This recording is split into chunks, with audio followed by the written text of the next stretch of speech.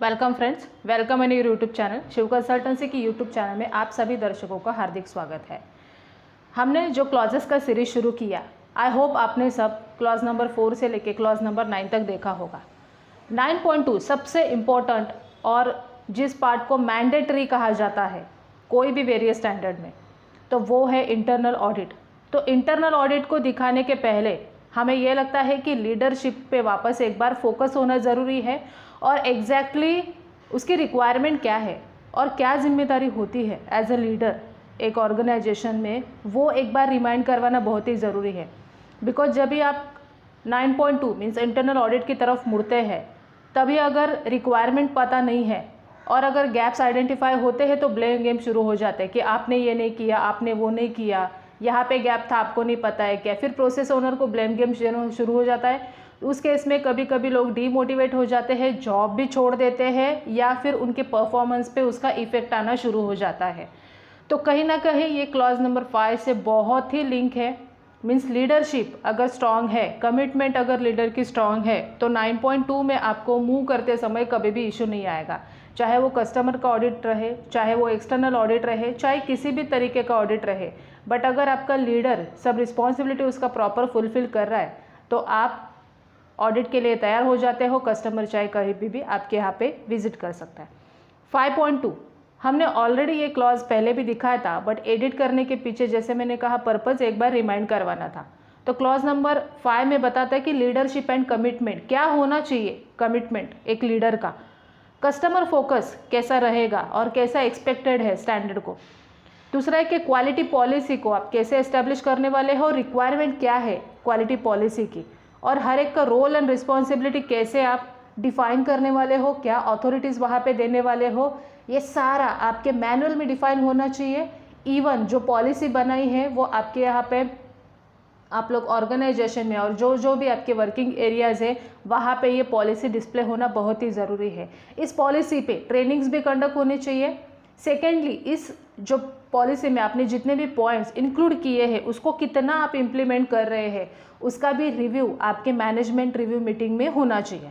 अभी अकाउंटेबिलिटी की जब भी हम बात करते हैं तभी एग्जैक्टली प्रोसेस अप्रोच क्या था, इनपुट आउटपुट क्या था आपकी प्रोसेस का, इवन क्या रिस्क आपने आइडेंटिफाई किए हैं, क्या क्या अपॉर्चुनिटीज़ है पोटेंशियल जिसको आप लेने वाले हो अपकमिंग ईयर में, वो सब वहाँ पे आइडेंटिफाई करना है विथ उसका एक्शन प्लान कि आप कैसे उसको इम्प्लीमेंट करने वाले हैं, या फिर अगर आपने इम्प्लीमेंट किया है तो अभी उसका रिजल्ट क्या है, और अगर आपको खुद को ही गैप मिला है तो उस गैप को आप कैसे फुलफिल करने वाले हो। क्वालिटी ऑब्जेक्टिव्स का जब भी आप प्रिपरेशन करते हो तो क्वालिटी जब भी ऑब्जेक्टिव्स का डिफाइन करते समय आपको वो स्मार्ट लेने हैं। तो स्मार्ट ऑब्जेक्टिव्स को आपने कैसे आइडेंटिफाई किया है, बेस्ड ऑन द कस्टमर की रिक्वायरमेंट। आपकी कस्टमर आपसे क्या चाहते हैं उसकी रिक्वायरमेंट को समझना बहुत ही ज़रूरी, और उसके बेसिस पे अगर आपने ऑब्जेक्टिव नहीं लिए हैं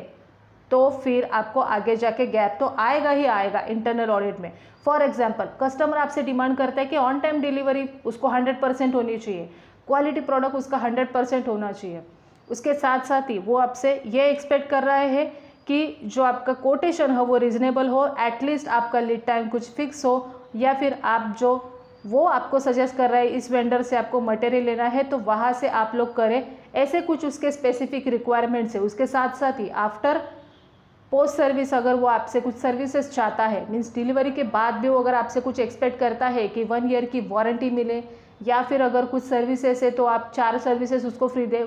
फॉर एग्जाम्पल, ये सब मैं एग्जाम्पल बता रही हूँ। ऐसे कुछ भी अगर उसकी रिक्वायरमेंट्स है तो क्या आप उसको फुलफिल कर पाओगे और क्या आप वहाँ तक पहुँच पाओगे, कौन सी नीड्स है, कौन सी एक्सपेक्टेशन है, वो सबको फुलफिल करने अगर अपने ऑब्जेक्टिव्स बनाए हैं तो उसके रिजल्ट्स क्या है उसका सबका एक बार review before facing the internal audit होना चाहिए। अभी ऑब्जेक्टिव्स में कस्टमर की रिक्वायरमेंट को आपने इंक्लूड किया, उसके साथ साथ ही जितने कमिटमेंट आपने किए हैं पॉलिसी में आपने इंक्लूड किए कि हम कंटिन्यू इम्प्रूवमेंट करेंगे, हम पॉलिसी जो डिफाइन करते समय कि हम लोग क्वालिटी प्रोडक्ट देंगे, हम अपने स्टाफ को उतना ट्रेन करेंगे, हम अपना जो भी विजन है, मिशन है, उसको अचीव करने के लिए पूरे एफर्ट्स डालेंगे, तो उसके अकॉर्डिंगली ऑब्जेक्टिव्स सेट होने ज़रूरी है और उसका हमेशा मॉनिटरिंग होना ज़रूरी है। ये करते करते क्लॉज नंबर 5 ये भी बताता है कि जितने भी रिसोर्सेस आपको रिक्वायर्ड है कस्टमर की रिक्वायरमेंट्स को फुलफिल करने के लिए, उस रिसोर्सेज की अवेलेबिलिटी आपके पास कितनी है कितनी नहीं है। 5 रिसोर्सेज तो मेन है, एक तो मैन, मनी, मशीन, मेथड। ये सारे जो मेन रिसोर्सेज है आपके पास, क्या वो सफिशिएंटली अवेलेबल है जब भी आपकी रिक्वायरमेंट आती है। उसके साथ साथ ही कम्युनिकेशन जो आपका कस्टमर के साथ हो रहा है, वेंडर के साथ हो रहा है, जितने भी कंप्लायंस आपके, अगर फैक्ट्री इंस्पेक्टर है या और भी कोई अगर गवर्नमेंट की बॉडीज़ है तो उनके साथ कैसे आपका कम्युनिकेशन हो रहा है। कम्युनिकेशन करते करते आपकी QMS की रिक्वायरमेंट, इवन ऑर्गेनाइजेशन चलाते समय जो कंप्लायंस रिक्वायरमेंट है उसका कम्युनिकेशन कैसा हो रहा है, उस सब का आपको वहाँ पे एविडेंस दिखाना पड़ेगा। क्लॉज नंबर 5 उसके बारे में बात करता है। इवन अगर किसी प्रोसेस में प्रॉब्लम आता है तो फिर आप लोग एक दूसरे को कैसे सपोर्ट करते हैं। फॉर एग्जांपल अगर स्टार्ट होता है मार्केटिंग से और एंड होता है जाके स्टोर तक, तो मार्केटिंग से जब भी प्रोसेस शुरू होती है तो आगे जब भी परचेस में जाता है, उसके बाद फिर प्रोडक्शन में जाता है, वहाँ पे अगर कुछ प्रॉब्लम्स आते ही उस प्रोसेस में, तो आप लोग as a leader, as a organization का लीडर कैसे आप वहाँ पे उनको सॉर्ट आउट करवा के दे रहे हो, कैसे आप कस्टमर की जो रिक्वायरमेंट्स है उसको फुलफिल करने के लिए आप कितना एक्शन प्लान आपका स्ट्रॉन्ग है, ये सारा वहाँ पे अकाउंटेबिलिटी होता है और इवन वहाँ पे आपका परफॉर्मेंस जो भी है दिख जाता है। ये करते करते आपको आपके प्रोसेस में इम्प्रूवमेंट लाना भी ज़रूरी है। फॉर एग्जांपल मैं यहाँ पे एक नोकिया का एग्जांपल लूँगी कि वहाँ पे उनका पहले रोल मॉडल था उनका मोबाइल मतलब, बट बाद में जब भी जनरेशन चेंज होता गया या फिर हम लोग एंड्रॉयड फ़ोन की तरफ मुड़ने लगे तो नोकिया ने अपने आप को उतना चेंज नहीं किया। तो जब भी आप मार्केट में अभी आपका नाम है वो ठीक है, बट नहीं ज़रूरी कि आपको 1-2 साल के बाद जब भी नए कॉम्पिटिशन में आप उतना ही खरे टिक पाओगे कि नहीं टिक पाओगे। ये सारा आपके पास कितना इम्प्रूव हो रहा है या फिर आपका जो स्केल है, जो आपका ट्रेंड लाइन है वो ऊपर की तरफ जा रहा है कि नीचे की तरफ जा रहा है, अगर आप उसको मॉनिटर नहीं करोगे तो वो भी नहीं पता चलेगा। सबसे बड़ा इम्पोर्टेंट 5.1.2 बता रहा है कि कस्टमर का फोकस मीन्स कस्टमर के रिक्वायरमेंट, उसको जो सर्विस चाहिए वो, उसको जो भी उसके नीड्स है वो, उसकी जो भी एक्सपेक्टेशन है वो, उसके बाद उसका जो भी फीडबैक आता है कि वो अगर आपसे अदर दैन कुछ एक्सपेक्ट कर रहा है वो आप उसको कैसे फुलफ़िल करोगे, इम्प्रूवमेंट को कैसे लाओगे। उसके साथ साथ ही आपका विजन मिशन जो भी आपने डिसाइड किया है पॉलिसी में कैसे मेंटेन करोगे उसको, वो सब वहाँ पे आना चाहिए। अभी ये सब तो पता चल गया कि हाँ बाबा कस्टमर का फोकस होना चाहिए, हाँ बाबा की पॉलिसी डिफ़ाइन होनी चाहिए, पॉलिसी को इम्प्लीमेंट करने के लिए क्या एक्शन है वो डिफ़ाइन होना चाहिए, उसके अकॉर्डिंगली ऑब्जेक्टिव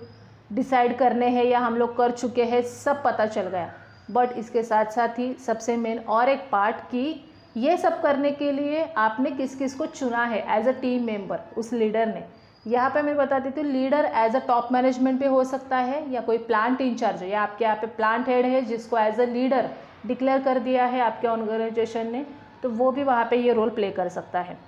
तो वो जब भी अपने टीम मेंबर को चुन रहा है या टीम मेंबर को सिलेक्ट कर रहा है और उनको कुछ रोल दे रहा है कि ये रिक्वायरमेंट फुलफिल करने के लिए ये आपका रोल है, ये आपकी रिस्पॉन्सिबिलिटी है और आपको ये अथॉरिटी दी जाएगी, वो डिफ़ाइन होना बहुत ही ज़रूरी है। बिकॉज अगर रोल डिफ़ाइन नहीं रहेगा, रिस्पॉन्सिबिलिटी क्लियर नहीं रहेगी कि मुझे क्या फेस करना है और मुझे क्या अथॉरिटीज़ दी गई है कि जिस केस में मुझे टॉप मैनेजमेंट का डिसीजन की ज़रूरत नहीं पड़ेगी, मैं मेरे खुद के कॉन्फिडेंस लेवल पे या मेरा जो भी डेजिग्नेशन है उसके बेसिस पे मैं ये